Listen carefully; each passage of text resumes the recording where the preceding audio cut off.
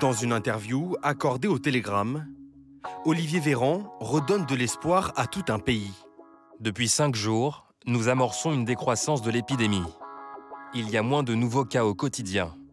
On était monté à 40 000, on est aujourd'hui aux alentours de 33 000 cas chaque jour en moyenne. Si le nombre de contaminations baisse, c'est parce que le taux de reproduction du virus, le fameux R, est désormais passé sous la barre des 1. Au rayon des bonnes nouvelles, il y a aussi la progression de la vaccination. Est-ce que ça fait mal? Absolument pas. Et pourtant, je suis trouillard. Plus de 12 millions de personnes ont reçu une première dose. Ils sont 4,6 millions à avoir été piqués 2 fois.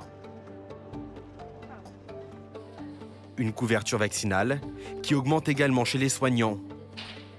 Malgré une relative réticence pendant quelques semaines, ils sont aujourd'hui 7 sur 10 à avoir bénéficié d'une première injection. Arrivée du printemps, recul progressif du virus, poursuite de la vaccination et des Français qui retrouvent le sourire. C'est une très bonne nouvelle parce que vivement que la vie redevienne normale comme avant. Avec le soleil, les vacances approchent, les terrasses aussi, c'est parfait. Chaque jour qu'il y a une bonne nouvelle, c'est le bon espoir. Et je pense que c'est l'espoir qui fait que les gens aient le moral. C'est plutôt cool là que le coronavirus se calme. Mais ça serait bien là qu'ils partent. Ça serait bien qu'ils partent. Les restaurateurs voient dans ces bons chiffres des raisons de croire au calendrier annoncé par le gouvernement, avec une réouverture des terrasses dès la mi-mai.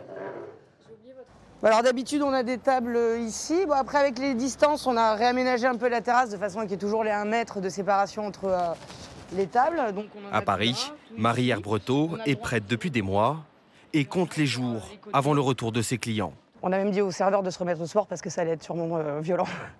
Parce qu'on a beaucoup de clients qui nous disent « on sera là, on sera là, on sera là ». Et puis on a eu le cas au mois de juin. C'est vrai que quand on a rouvert, la clientèle était au rendez-vous, elle était demandeuse, même les derniers jours. Les derniers jours avant la fermeture, c'était de la folie.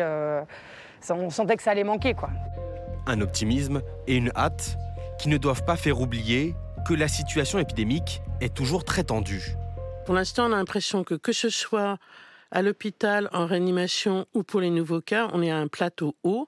Mais il faut noter qu'il y a eu une baisse importante du nombre de tests, en particulier pour les personnes de moins de 19 ans. Donc certainement pas une situation qui permet d'espérer une embellie proche. Je ne vois pas comment on peut espérer une réelle baisse massive d'ici fin mai, compte tenu de ce qu'on a vu jusque-là de l'effet des mesures. Dans les hôpitaux, le nombre de personnes en service de réanimation ne recule pas. Pire, il a même fortement augmenté ces 6 dernières semaines et frôle les 6 000 malades en soins critiques. Pas d'amélioration non plus pour ce qui est des décès quotidiens. Chaque jour, environ 300 Français meurent à cause du virus. Si aujourd'hui l'espoir renaît, la crise épidémique est donc loin d'être derrière nous.